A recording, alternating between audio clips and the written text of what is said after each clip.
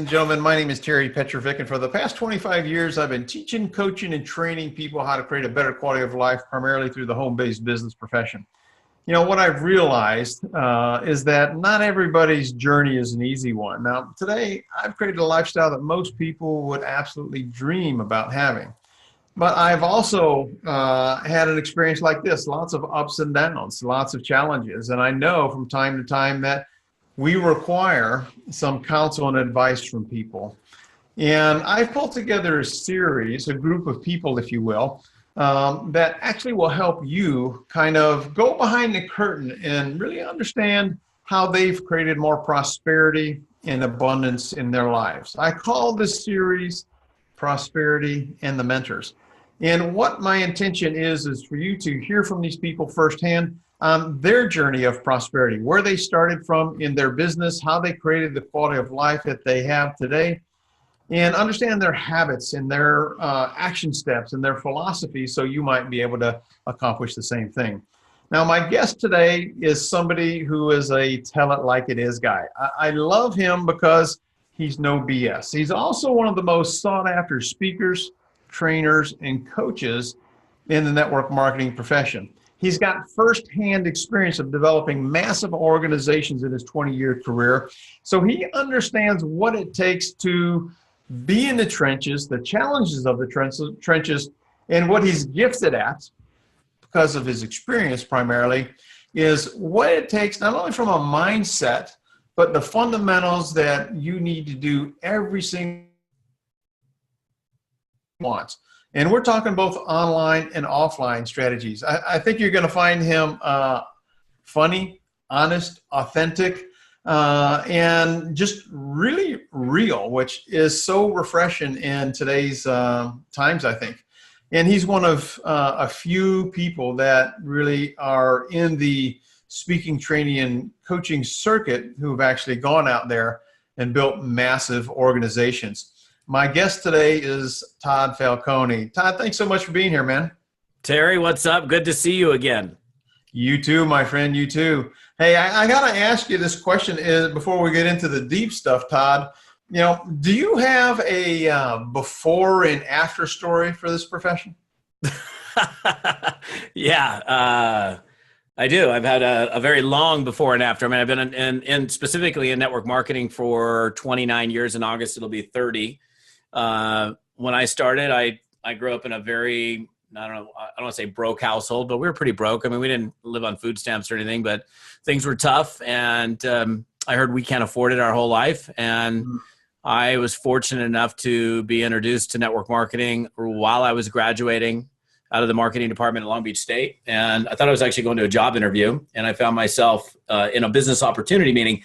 I didn't even know what a business opportunity meeting was. I had no idea what MLM, network marketing, entrepreneurship was. I just wanted to make some money. I was a kid that was hungry to not have to say I can't afford it. So I saw network marketing and immediately I was in. I called my mom, said, oh my gosh, I found my career path. She's like, well, you did? You found your career path? What are you doing? I'm so excited. Oh, I went to this meeting, Mom. They were drawing circles in the shape of a triangle. And, you can recruit people and they can build a team. It's like, oh my God, you're doing a pyramid scheme. If you do that, I'm going to make you pay back every last dollar of your college education. That was my Sicilian firecracker mom, right? But I did it anyway. And I struggled for the first couple of years. I quit my job 90 days into it. Had no my jobs up until that point were Jack in the Box, McDonald's, parking cars at Kelly's restaurant, and selling cable television door to door. So I had and maybe I threw a paper out at one point before that, but that's my total work experience prior to getting involved in network marketing. I was 22 and quit my job thinking I'd be making 10 grand a month in 90 days. And I wasn't making $10 a month in 90 days. So I ran out of money, stacked up credit card debt, and had to move home and live in the bunk beds at the parents' house, which my mom thought was kind of funny. She's like, I told you it didn't work. And, but I knew I wanted to be an entrepreneur and I wanted to be in network marketing. So I literally within a few months found another company. And this is like just a few years after you and I first met, actually. 1992, I found another company and worked it part-time from home. I leave my house with a pager and a roll of quarters to go make phone calls because I couldn't make phone calls at my parents' house because they were putting a roof over my head. So I was having a check and my auto shipped to my friend's house and I'm not going to go into this whole story, but from that point forward, I started to make some money, started making full-time income. I've had a very successful career as a distributor in the field. And then about 14 years ago, I got into the speaking circuit, not because I was looking to. Somebody after I was with a company for 11 years that went out of business. Somebody asked me to speak. That thing led to another. And now 14 years later, it's been my full-time career. Yeah, you've had an amazing journey, but you got your products and your tools that you've created are just spot on, and will get results if people follow them. I know my daughter, when she was right out of high school, was listening and following your coaching, and they created results for her. So definitely appreciate everything you've done for all of us. How would you, Todd, define prosperity today? Prosperity, I think it has an individual meaning. It depends on the person. To me, prosperity is happiness and fulfillment. And like, it's funny, like I'm driving my dream car. Now, my dream car, which is out in my driveway right now, is not a Lamborghini Countach. It's not a Range Rover HSE Sport. If you got one of those are both nice cars. Mine's a Toyota 4Runner TRD Pro with a rooftop tent on it, which is loaded with all sorts of camping gear and outdoor stuff. I don't need to have like this flashy car for me to feel prosperous. To me, prosperity is money in the bank, not what's in my driveway. And I don't judge people for what they want. I mean, we all got to do the things that we want to do. But I think if you have happiness and you wake up every day with a smile on your face, even if you're not a multimillionaire, and you're making daily progress, if you're making forward and daily progress, to me, that's what prosperity is. Awesome. That's a great definition. Just curious, do you have any morning or evening rituals? Yeah, I'm pretty consistent with what I do. I would even go so far as to say ritualistic is probably pretty accurate. I get up early in the morning, typically 5:30, 6 a.m. Not because I have to, not because I have a day that's planned by somebody else. I plan my day. I've been self-employed, like I said, for almost 30 years. First thing I like to do is go to the gym. So I get up in the morning, have a big glass of water, and I run off to the gym. Today it was my outdoor gym. I went snowshoeing with the wife for a couple hours, but that's the first thing I do in the morning. And I'm typically back at my desk by 7:30, 8 o'clock. And my day starts then. And then from that point until probably about 7 or 8 o'clock at night, with a few breaks in between, I'm just I'm getting stuff done. I'm producing. That's my like 7:30 to 7 is my highly productive time. And then later in the evening is family time. And then right before I go to bed, it's personal development. I'll read something, I'll watch something, I'll do something that's helping me to grow. I'm still doing it to this day. I'm still attending events and seminars. I know I speak at a lot of them, but I still attend events. I take notes. I mean, I've got my journal sitting right here in front of me that I take notes in all the time. I've got multiple journals, but that's the most current one. So first thing in the morning, get the workout in. I don't know, it gives me energy, makes me feel good. I think when we talk about prosperity, consciousness, and mindset, if you feel bad about yourself, if you don't feel good, if you don't have energy, I don't think you're in the right mind space. And you got to take care of your body, because if you don't have your health, you got nothing. You know that. Yeah, absolutely. Yeah. To me, when I think about prosperity, I think health is pretty much number one. Because you don't have your health, it doesn't matter if you have the money, and nothing else really is important. So protecting that and being aware of that is a conscious decision. I think that's really a smart thing to do. Let me ask this question, a little bit different question. Is there a book or an item that you find yourself, or that you found yourself giving away to people over the years? Well, it's funny you asked that, because I've turned a lot of people onto this book right here by Jack Canfield. I'm reading it for I don't even know how many times, the Success Principles. It's just a really great book on business principles of becoming successful. It's a pretty thick book. I think it's a great book for any entrepreneur. It's funny you asked that, because I've got it literally right here. I'd say out of all the books, other than my own books that I put out into the marketplace, I would say that's probably one that I've referred more than anything. There's a small handful of books. Richest Man in Babylon, I've referred to a lot of people. As a Man Thinketh by James Allen, Og Mandino's Greatest Secret in the World, How to Win Friends and Influence People, Think and Grow Rich. Those are all classic reads that I think for honestly, if you're an entrepreneur, those are like absolute necessities for your library. 7 Habits of Highly Effective People. Those are some books that kind of top my list. Excellent. Excellent. What purchase for $100 or less, Todd, has had the biggest positive impact in your life in, say, the last 6 months? Well, I would have to go back to another book right here. This is a great book right here, The Biology of Belief. It's it's a fascinating read. It's by Bruce Lipton, PhD. It's understanding confidence. Everything rises and falls on confidence, right? If we're talking about leading a sales team, your team's confidence in you. If you're an employee, your confidence in your ownership. If you're involved in network marketing, which has been my specialty, your confidence in your goods and services, your confidence in the profession, your confidence in the industry overall, your confidence in your leader. Everything kind of ebbs and flows on that. So understanding how to develop belief. In fact, it's fascinating that we're even talking about this today because it's such this whole idea of mindset. I think it's the most important thing. Winning this victory, having a victory over what goes on in here. It's the biggest battle that we're ever going to fight is this whole idea of, am I good enough? Am I deserving enough? Why me? Why not you? Why not you now? So, but that was, it's funny. In fact, I had a great conversation. I was flying home from an event yesterday and a woman was reading this book. I'm like, how are you liking that book? She's like, oh, I love it. I said, I know it's a great book. So. I love the fact that here you are, a guy that is just massively successful, and you're still looking to become a better version of yourself. And you struggle with, the mindset stuff, and you want to protect it and really make sure that it is as abundant and healthy and positive as it can possibly be. And that's certainly a great lesson for all of our viewers and listeners and readers here. Let me ask you this question, talking a little bit more about maybe some business and the human side of things. Has there been a time recently, Todd, where you struggled with your prosperity or abundant thinking or were challenged in a way? And if so, how'd you deal with it? Did you turn to somebody? How did you process it? That's an interesting question, Terry. Yeah, I have. And it's fascinating that, and I don't think I've shared this with anybody, but I think you could be at any level of success and still deal with potential depression.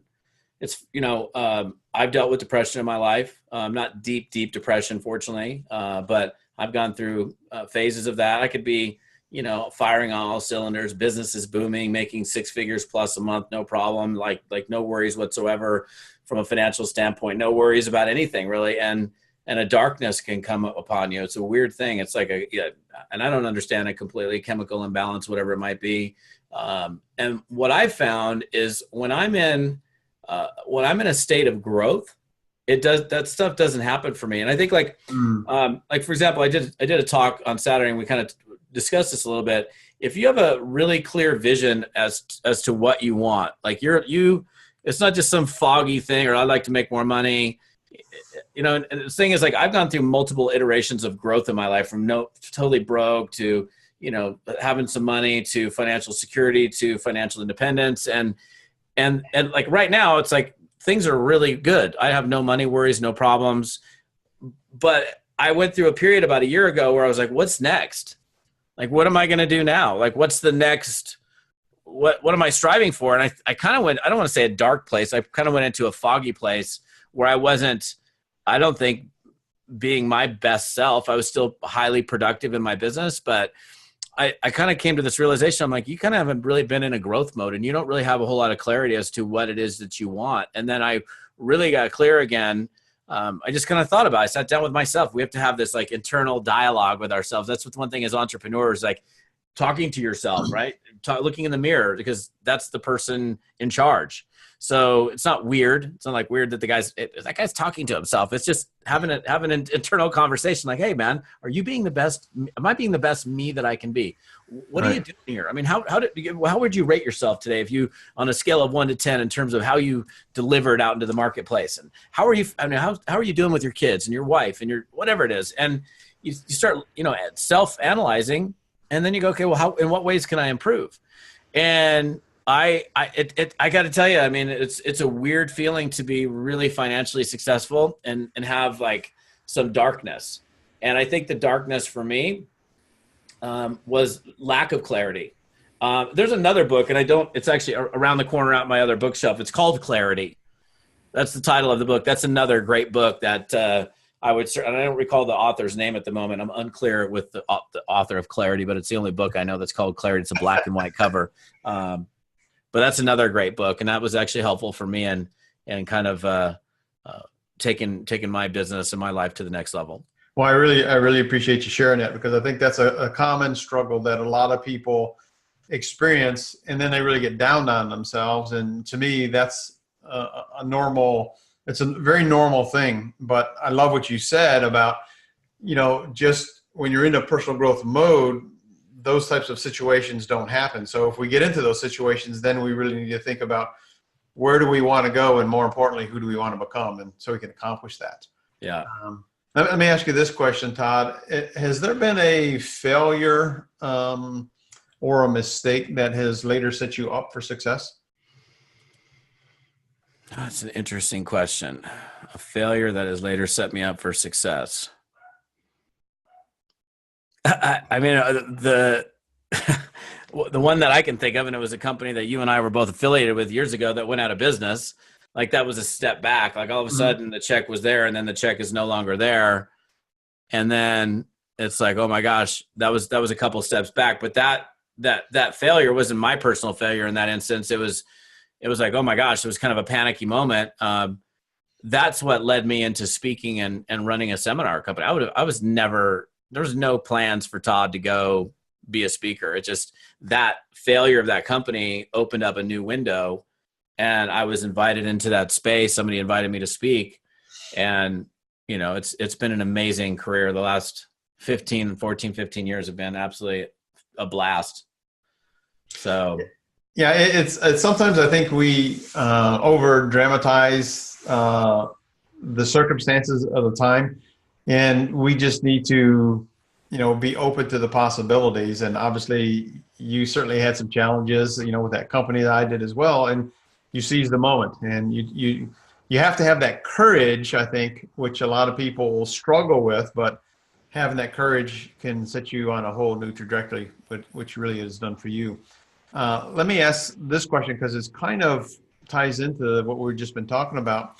How important has visualization been, and maybe meditation been for you in your prosperity building process or your career? Okay, so I'll just say the meditation thing for me has not been big. I'll be honest, I don't meditate a lot. I have. It's not my thing. I do think it's having some quiet time and some just total relaxation. And I probably actually should do more of it. I think it does a body good, that's for sure. But the visualization thing for sure has been huge. When you have clarity, going back to that title of that book, right? When you have absolute clarity with what you want, and it's not like if somebody says, I want to have a house. Okay, well, that's cool. What kind of house do you want to have? Oh, I want to have a big house. Well, how many bedrooms? How many bathrooms? What color are the walls? What does the ceiling look like? Where is the backyard? Is the backyard, is there a view? Is there a pool? Is it on the beach? Is it in the mountains? If so, what mountains? Is it brick? Is it Tudor? Is it Craftsman? I mean, like, what kind of car? What color is the car? What color is the interior? Can you smell the interior? I think when you bring in, and it's more than just visualization, I think it's bringing in all of your senses, your smell, smelling. Can you smell what the house smells like? Can you feel the walls? Can you feel what it feels like to be in that house by sitting in that couch overlooking your view, or whatever that situation is? And it doesn't even necessarily have to be a house. I'm using a house as an example, but I think it's really powerful when you can get into this position and get super clear with exactly what it is that you want. Because when you do that, then you don't have to worry about lacking in motivation. It pulls you towards what it is that you want. You don't have to be pushed towards it. It's like nobody has to encourage you. Come on, you can go.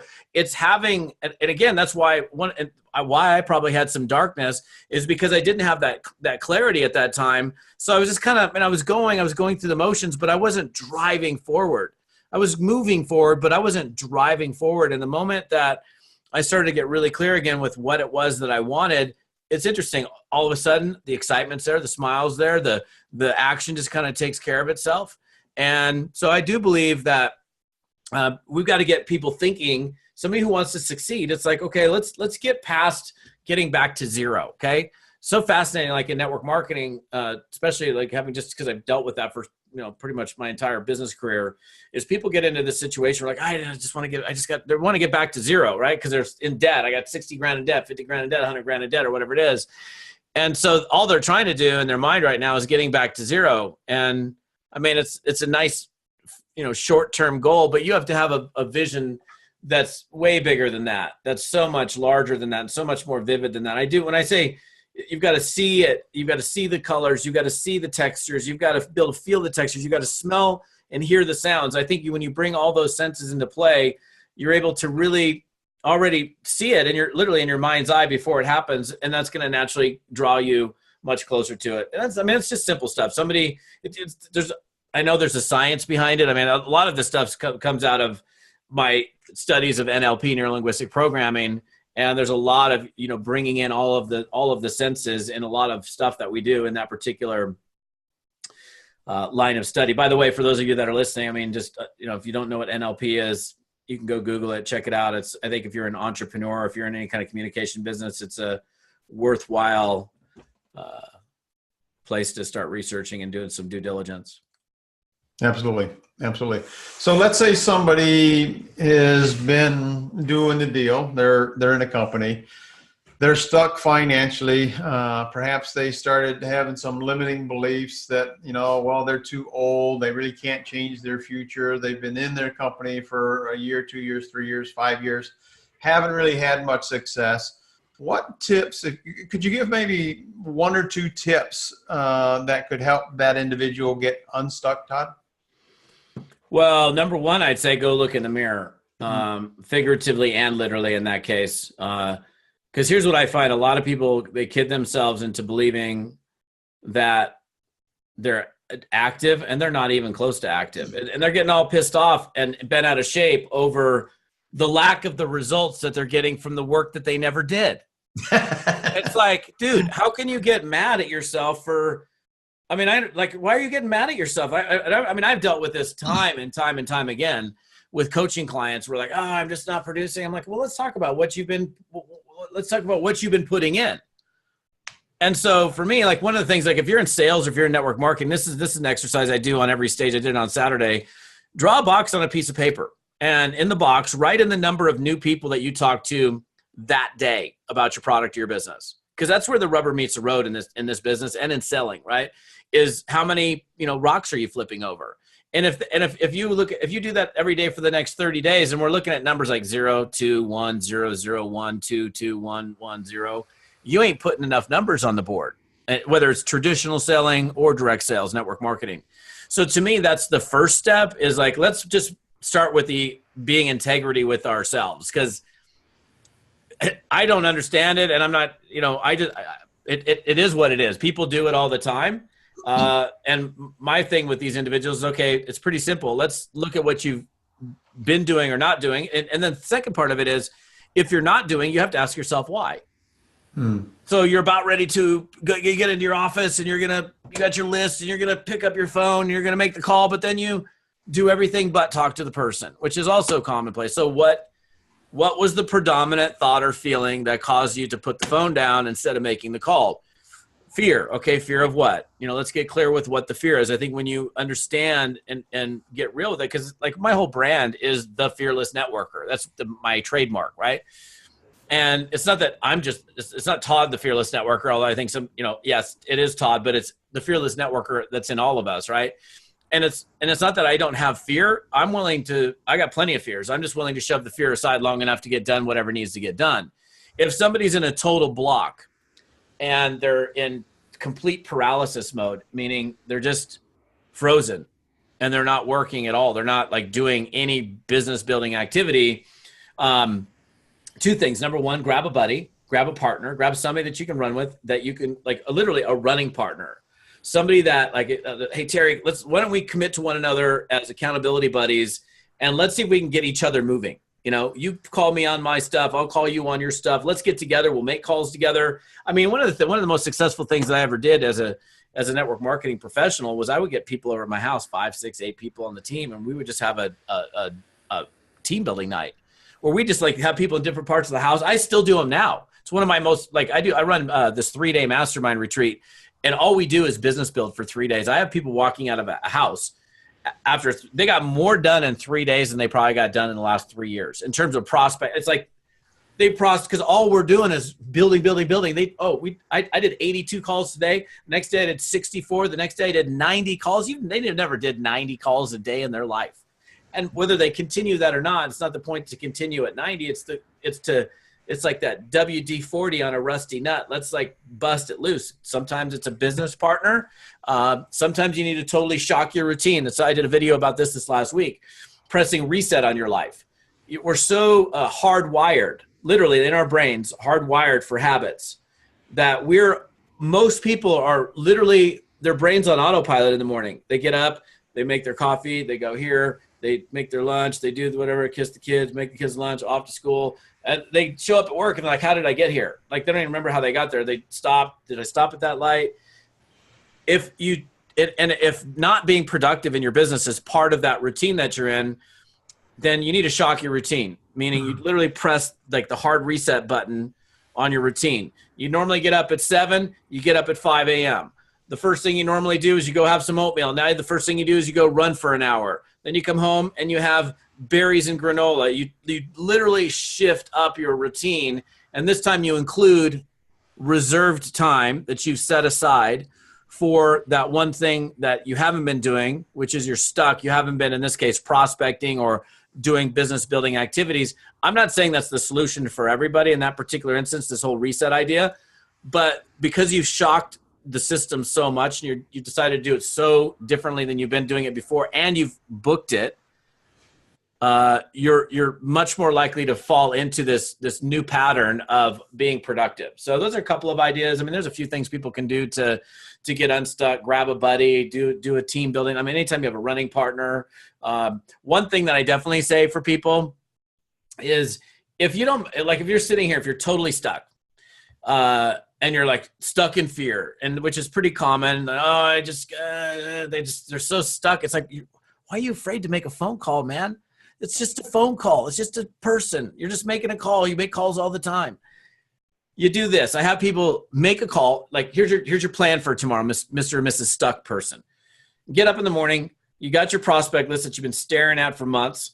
Now pick up the phone. Go to the first person on the list. Pick up the phone. Your whole day, all you have to do is make one call. Make one call. Make a phone call. Call the person.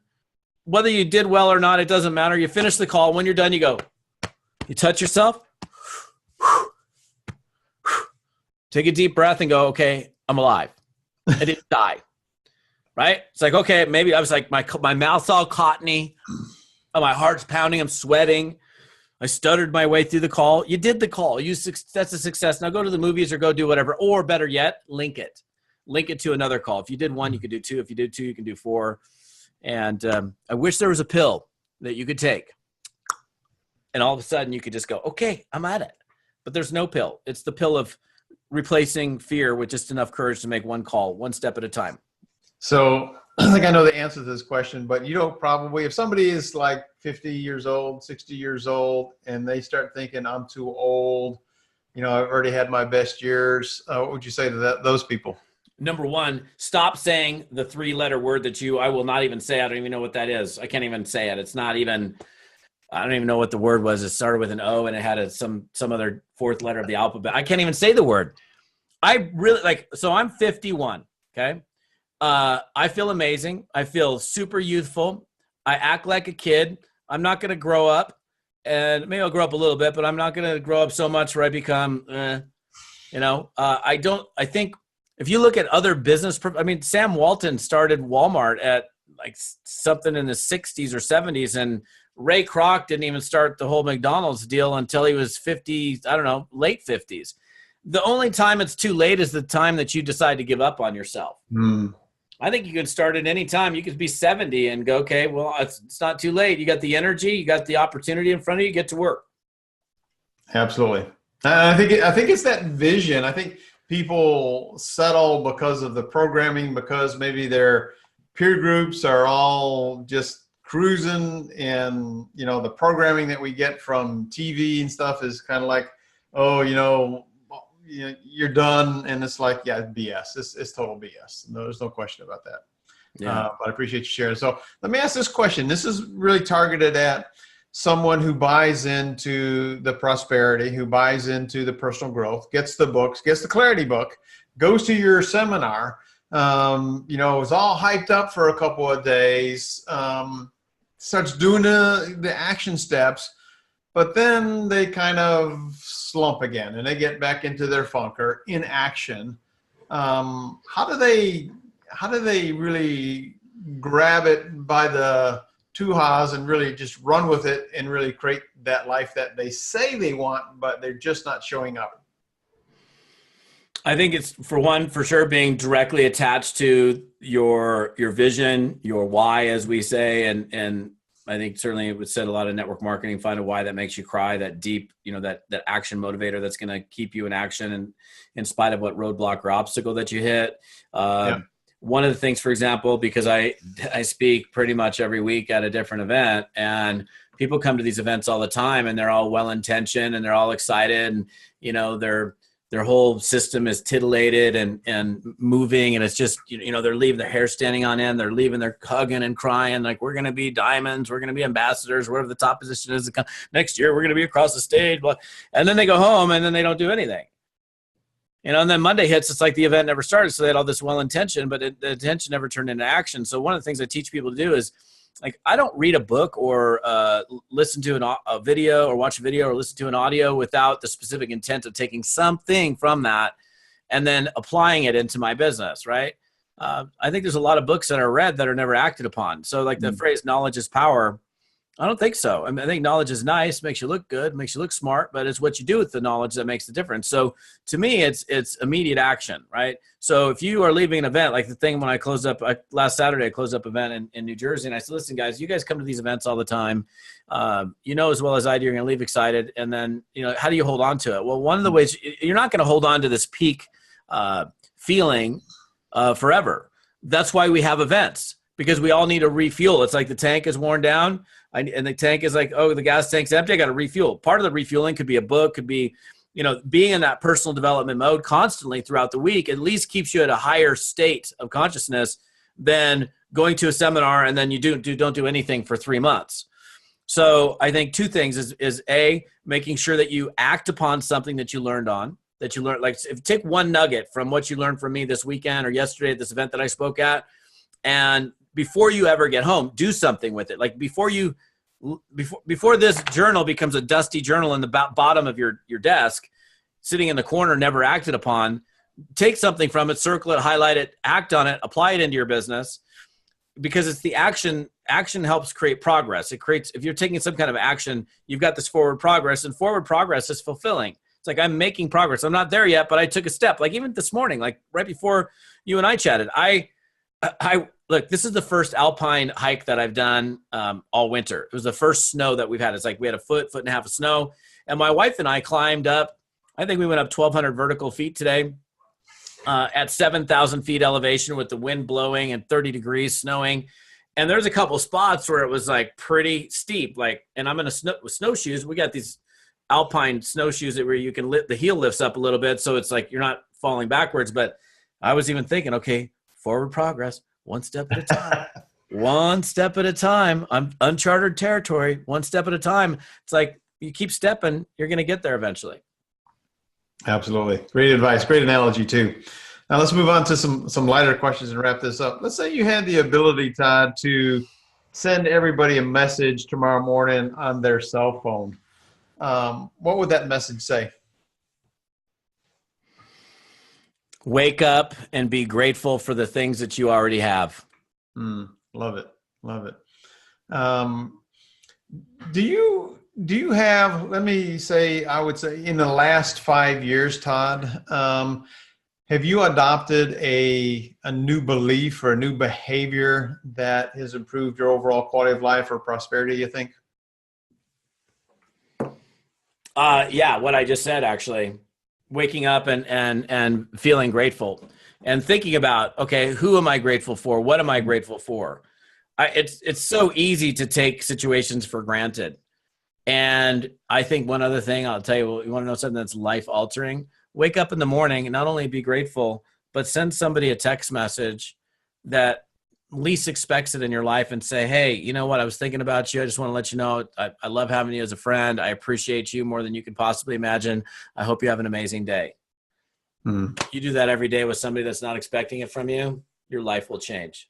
Yeah, I love it. That's a great tip. Great tip. Couple more questions. Is there an unusual habit or thing that you love? Is there an unusual habit? Yeah, actually there is. I like to play the didgeridoo. The didgeridoo, I love it. Yeah, so I mean, I got a lot of fun things I like to do, but I'd say the didge is probably something that's not normal for most Americans. But I took my wife to Australia last year, and we bought a really high quality, real didge, and it just sounds amazing. So it's awesome. I love it. I love it. I love it. One last question, really. If you look at your business career and everything that you have accomplished, Todd, is there a mantra that you found yourself repeating to yourself over the years? I don't necessarily say it this way, but this is how it's said: the harder you work, the luckier you get. I don't necessarily, that's not how I'm saying it to myself. How are you saying it to yourself? Well, I mean, I don't know. I probably, if I was sitting there talking to myself, I'd say, Todd, you know, hard work pays the bills. Hard work. I mean, you can't, it's hard for you to outwork me. Here's the thing. There's another phrase: wherever you are, be there. Okay. So if you're at dinner with somebody, put the phone down, be present with the person. It's so ridiculous how many people with these things today. I've left so many marketers' dinners, and you know what I'm talking about. We got a big group of people at the end of an event, and we sit down for dinner, 14 of us, and everybody's staring at their phone. I get up and I'm like, I'll see you guys later. And they're like, wait, where are you going, Falcone? We haven't even ordered yet. I'm like, well, obviously everybody on your phones are more important than the people at the table. I'm going to go. They're like, no, wait, come back. You know, and then I end up, we'll stack them all up in a deal. And then some people can't even handle themselves. They have to, like, first person that grabs their phone pays for the bill. When you got 14 marketers at a nice steak place, it's $5,000. I got literally somebody's like, I got the bill. And they grab their phone because they can't handle it because they're so addicted to their phone. They can't even do it for an hour. So if you're in a meeting, you know, you're in a meeting. If you're on vacation, you're on vacation. So I think, you know, it's really important, again, wherever you are, be there. If you're at work, work. If you're at play, play. And I understand that there's times where we're kind of blending both. And, you know, I'm willing to take a three-way call, for example, if I was an active network marketer in the field and I'm out, you know, someplace with my kids and I know this important prospect is going to be coming, I'm going to take the call, of course. But I do think you need to set some rules for yourself. It's important. I love it. That's so awesome. And, you know, it applies to both business and personal. It's really about having those relationships. I mean, this business really is all about relationships and having those boundaries with our family. And I struggle with that sometimes too, you know, with my wife. It's like, put the phone down. I'm like, okay, I'll put the phone down. And Christina is just like me. She's so direct. She's like, Dad, put the phone down. I'm like, okay, got it. Love it. Yeah, it's good to have people like that in your life. No question about that. Todd, I just want to say thank you so much, man, for your time. I know you're like super busy and you got a birthday party and stuff to get going.